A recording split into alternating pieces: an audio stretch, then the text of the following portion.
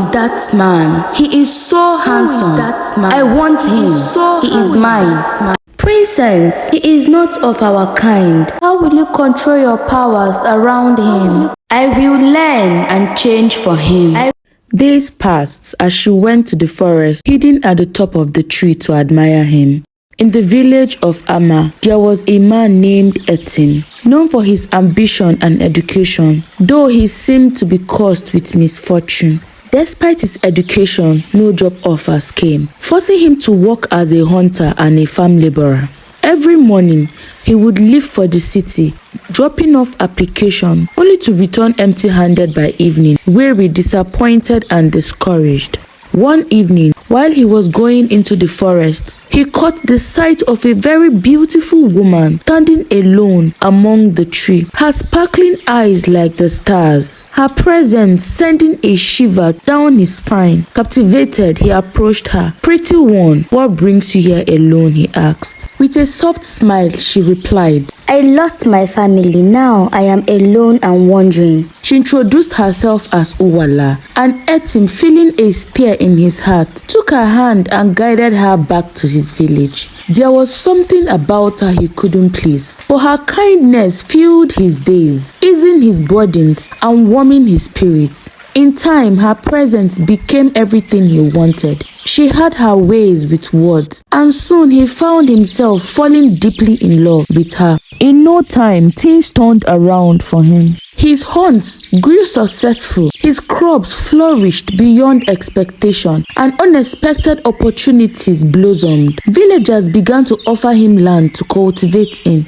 It was as if the heavens has finally remembered him, blessing him with a success he had always dreamt of. Within 5 months of living together, Etim married Uwala, his joy overflowing. 2 months after their marriage, a surprising knock came at his door. A man dressed like he came from the city, delivering a message from a prestigious company he had applied for some months back, offering him his dream job, a job he had applied for some months back.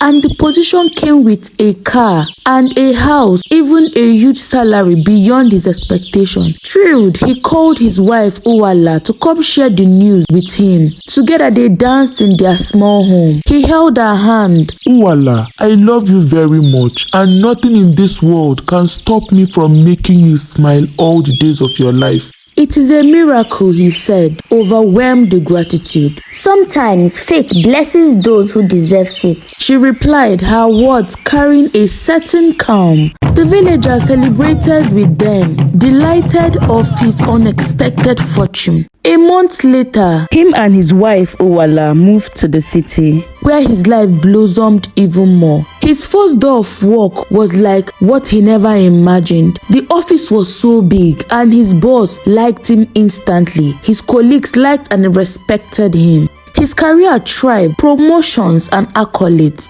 and he started living in luxuries just like he had once dreamt of. But with each new success, something began to change within him. At home, he grew distant from Uwala.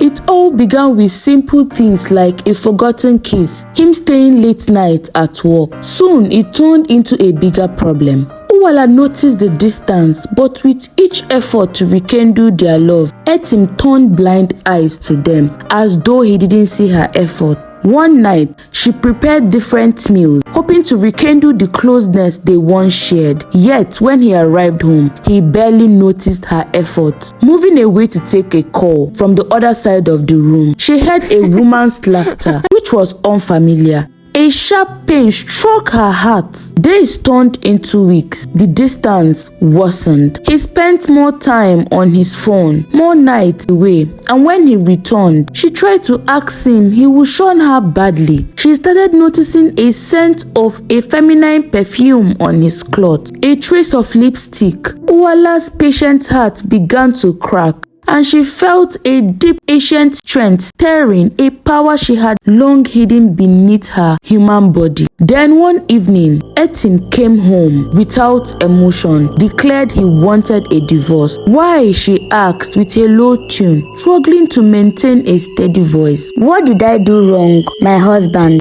His gaze was cold. You have become old and unattractive. You are not in my league anymore, Uwala. I am a big man now. I need a woman who has class and can stand by me in public while I introduce her to my friends. I have someone new now. She is beautiful and classy. Who would give me children? I want a woman who can bear children. A woman who truly loves me. But you promised to love me forever, Uwala said, feeling her heart shattered. Yes, I promise, he replied with a chilling indifference. But promise is fate, just like you. Now it is either you leave my house or you stay and accommodate my new wife. The love of my life is coming home next week, he said to her with a very mean and straight voice. Uwala decided to stay back because she loved Etim so much and wished everything would change before his new wife comes in. But then nothing changed. In the days that followed, Etim brought his new love, Olivia, into their home. Olivia embraced her new position, feeling like the god of the house, treated Uwala with so much hate.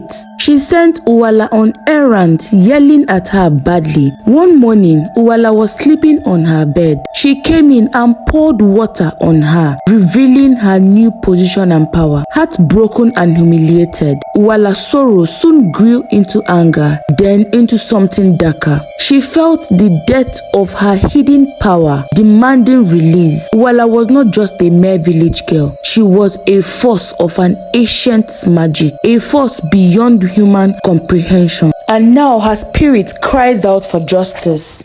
Returning to her kingdom, she wept, crying out to her mother, "Mother, he must pay."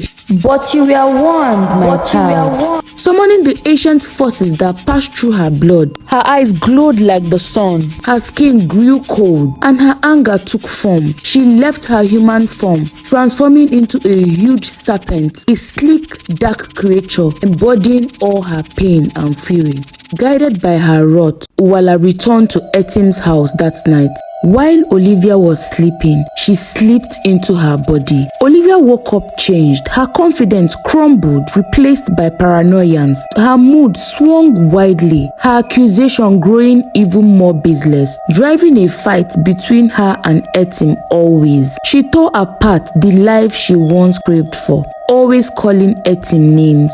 At work, Etim's luck faded. Small mistake turned into critical errors. His colleagues distanced themselves, and soon his once promising career crumbled right before his eyes. His boss, without a second thought, sacked him. Devastated, he returned home to tell Olivia, his wife, about what happened at work. But she lashed out, calling him a failure and a huge disappointment. His friends, who had once admired him, now turned away, and his wealth slipped away right in his front, as though an invisible force had come and taken every bit of success in his life. From the shadows, Uwala watched, her heart hardened, her spirit unforgiving. She had sacrificed everything for this man, only to be abandoned. Now he would know what it feels like to lose everything. After Uwala left Olivia's body, when Olivia woke up and saw Etim in a poor condition, she saw he had lost everything she wanted. She immediately packed her things, calling Etim a failure and a broke nigger and an unfortunate man. She left with anger.